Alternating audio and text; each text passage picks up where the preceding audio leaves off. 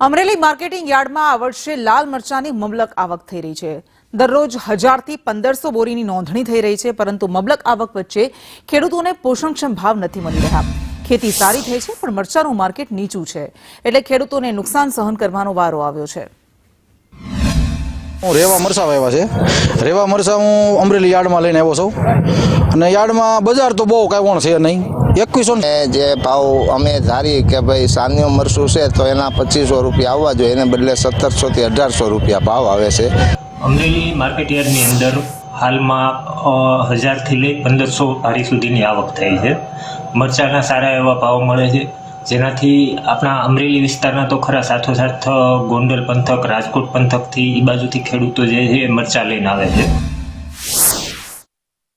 લાલ મરચાની આ મબલક આવક નોંધાણી છે। હાલ અમરેલી માર્કેટિંગ યાર્ડમાં મરચાની ખૂબ જ આવક વધુ આવી રહી છે, પણ ક્યાંક ને ક્યાંક ખેડૂતો છે તે કહી રહ્યા છે કે જે મરચાનો પોષણક્ષમ ભાવ મળી રહેવો જોઈએ તે મળતો નથી। અન્ય માર્કેટ યાર્ડની સરખામણીમાં છે અમરેલી માર્કેટ યાર્ડનો ભાવ છે ખૂબ જ નીચો છે। હું આપણે દ્રશ્યો દેખાડીશ કે અમરેલી માર્કેટ યાર્ડમાં અત્યારે 1200 થી 1500 આસપાસ છે બોરીઓ લાલ મરચાની આવી રહી છે। આપણી સાથે માયાપાદરના જે ખેડૂત છે તે જોડાયા। શું નામ છે અને ક્યાંથી આવો છો? માયાપાદર ગામથી આવું, કુકાવ તાલુકો છે અને ઈશ્વરભાઈ ગોરધનભાઈ સાવલિયા નામ છે મારું।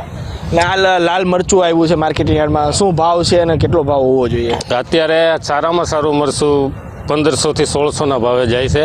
કમસે કમ 2200 થી ચાલુ થવું જોઈએ અને 3000 ઉપર ભાવ આવો। હાલ અમરેલી માર્કેટ યાર્ડમાં ખેડૂતો છે કે પોષણક્ષમ ભાવ ન મળતા નારાજ જોવા મળી રહ્યા છે। હાલ અન્ય માર્કેટિંગ યાર્ડ છે ગોંડલ છે, ત્યાં અમરેલી માર્કેટિંગ યાર્ડ કરતાં વધુ ભાવ મળે છે। 2500 થી 3000 આજુબાજુ છે, ત્યાં લાલ મરચાનો ભાવ હોવો જોઈએ તેવું ખેડૂતોએ જણાવ્યું છે। જૈનિક સોજિત્રા, સંદેશ ન્યૂઝ।